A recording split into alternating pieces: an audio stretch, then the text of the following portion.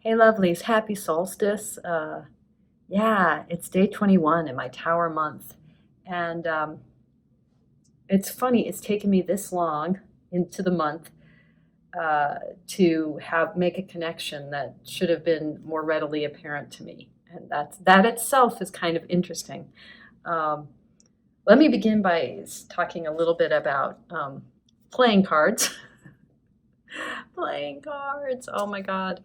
Um, so this is a deck that I picked up at Walgreens yesterday, and initially was pretty disappointed by Bicycle Black Tiger deck. Disappointed because it's sort of clunky. I mean, you know, the pips are standard. They're just either red on black or white on black. Um, and then the quartz are just also, um, pretty basic designs.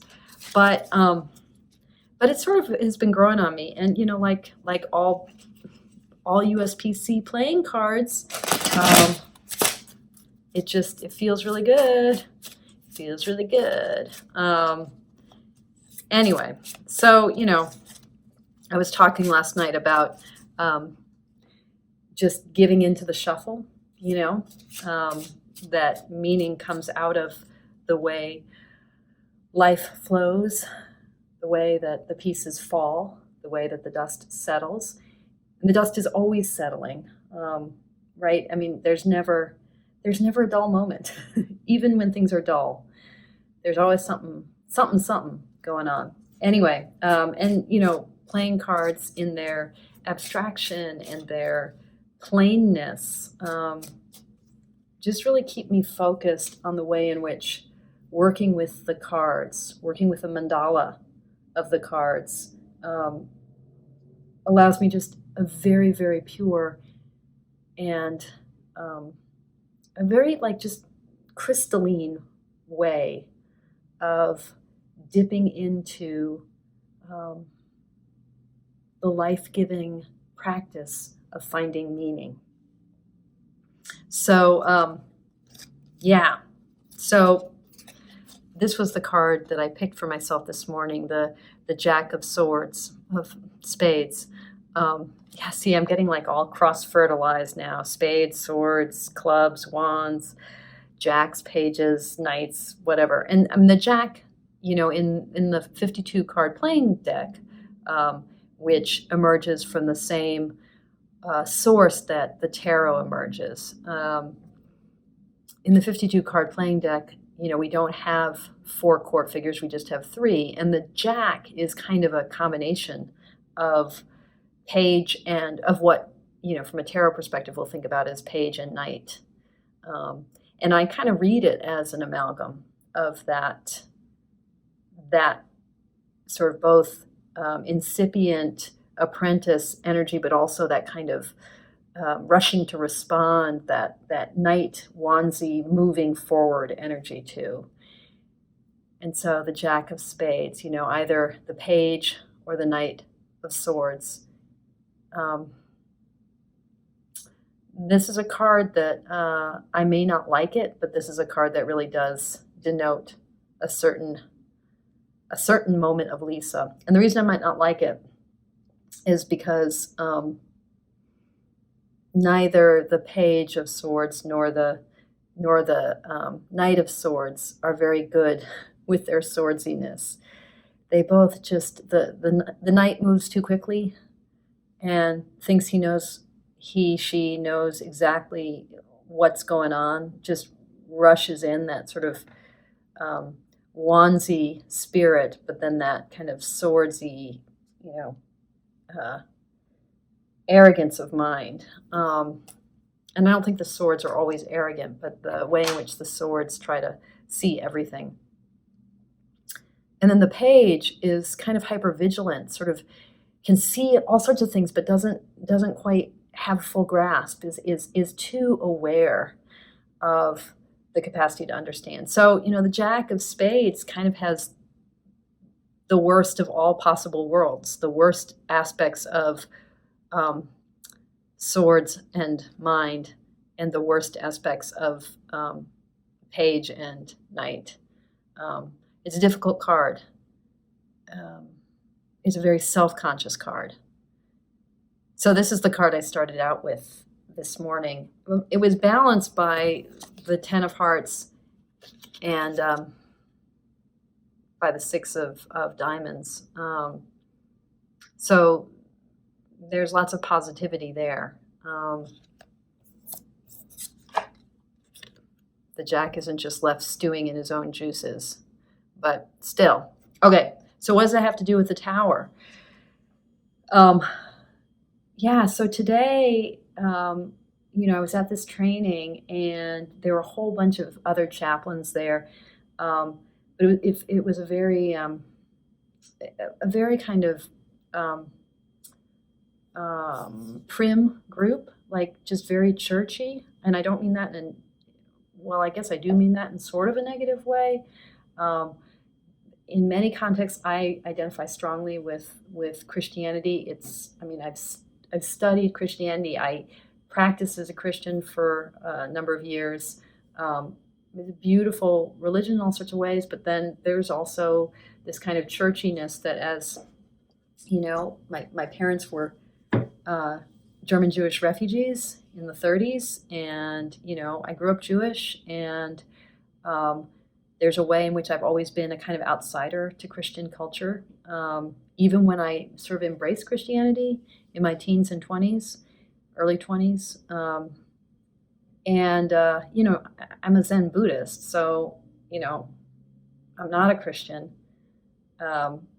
Being Jewish is something that, for I think a lot of people who are born Jews, and born especially the daughter of German Jews, being Jewish is kind of something that you always feel like you are, no matter what your faith is, no matter what your practices are. So there's a lot of ways in which I always, in a very, very church identified crowd, I can feel really weird. Plus I have pagan-y stuff on my body, I've got tattoos, and there are lots of Christians who have tattoos, don't get me wrong.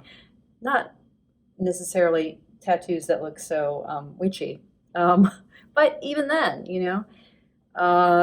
still. So I was already feeling a little weird, and then it was one of those trainings where you do role plays, and I hate role playing games, even though I'm kind of a ham, and in certain contexts, and I have done a lot of theater and directed and acted. I'm a terrible actor, but I kind of love being out there. But role playing in that training setting is always, ooh, ah. So I just felt very exposed. And then there was a mix up with my hotel room, and I emailed, it hadn't been paid for, and I had to pay for it, and I paid for it with my debit card because that's what I had. And then realized it was going to be deducted from my bank account, which is a little bit scary. Pay period is still a week away.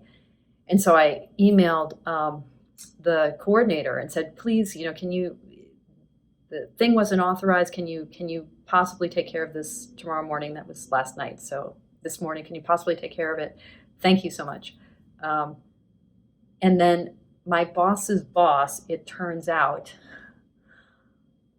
came to the hotel and put the bill on her credit card, or maybe it was a business credit. She took care of it in person and left me a message to that effect. And she's like the loveliest person in the world. But I felt so exposed. Exposure. That's a theme for today. I felt so exposed, so exposed. It was like, I asked for something. I asked for help, and then I really received it, and that felt so scary. And being at this training, and feeling so visible. It's ironic to talk about kind of discomfort with being visible to you guys as I'm filming, for YouTube. How much more visible can a person try to be than putting videos out there? And truth be told, there are moments when I do feel really super exposed with my voice out on YouTube, and, just like, even though I I try not to care about things like subscribers or likes. I do, of course, or negative comments. I mean, it's hard not to. Um, and so exposure, exposure, exposure. So, I was going for a run, and as always, my mind started to clear, and it's like, oh shit, Rapunzel. When I was young, like before I turned 9, I had never cut my hair. I had these long braids. They went all the way down past my bum. And there was this whole thing about Lisa doesn't cut her hair. And I don't know why. I mean, but it just was this thing, literally, up until right before I turned 9. And my hair had never been cut. My mom used to braid it. It was always in 2 braids or was it ever in 1 braid? I think there was one moment I remember, a couple moments, like at my brother's bar mitzvah, when my hair was long and not in braids, but it was almost always in braids. And then I was going to go to summer camp, overnight camp, in 4th grade. And my mom said, I think we're going to have to cut your hair because you're not going to be able to braid it yourself. I couldn't braid my own hair, I needed someone to braid my hair. And I was so excited. I was so thrilled. I mean, it was intense, but I was so thrilled, like cutting my hair. It was such a moment of being willing to give something away, being willing to let go of something that was holding me back and going out in the world. And so we created 2 last braids and we cut them off, and I went to summer camp and I had shoulder length hair, and I still have my braids, by the way.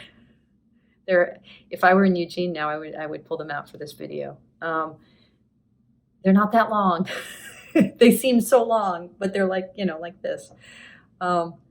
So Rapunzel. I mean, when I had my long hair, I identified with Rapunzel. Here's the thing about Rapunzel. She's up in this tower, right? Hidden away.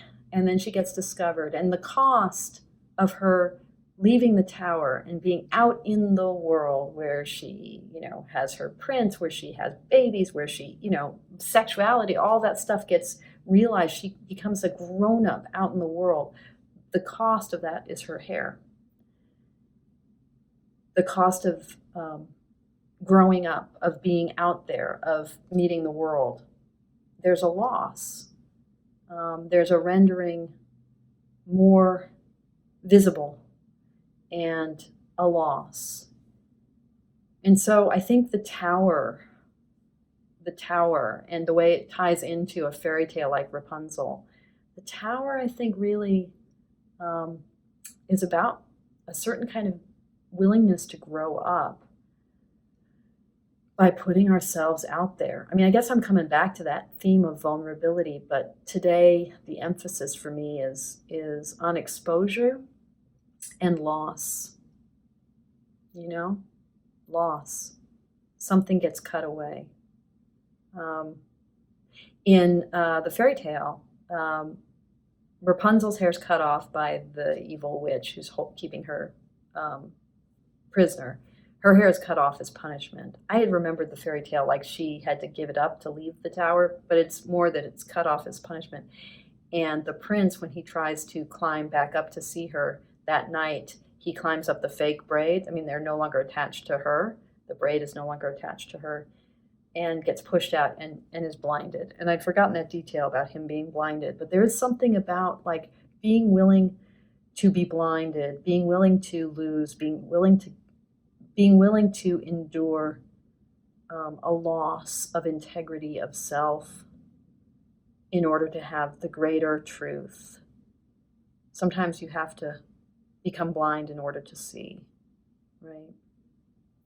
So that's the tower. And I think, this Jack of Spades, I think, he's a figure who is quite exposed in being out there, trying to understand, trying to make sense. He's somewhat blind, but that is the precondition, the necessary precondition for him to move toward sight. Don't be afraid of losing your strength, losing your hair, you know, in that Samson and Delilah, like your hair is your strength. Don't be afraid of the vulnerability, and don't be afraid of not being able to see, you know, which is, I think sometimes it can feel like blindness when we feel like we are being seen too much. The world sees us more than we can see. It's scary as shit. But it's also really fucking cool, right? So, yeah, ready to leap out the tower. Okay, you guys.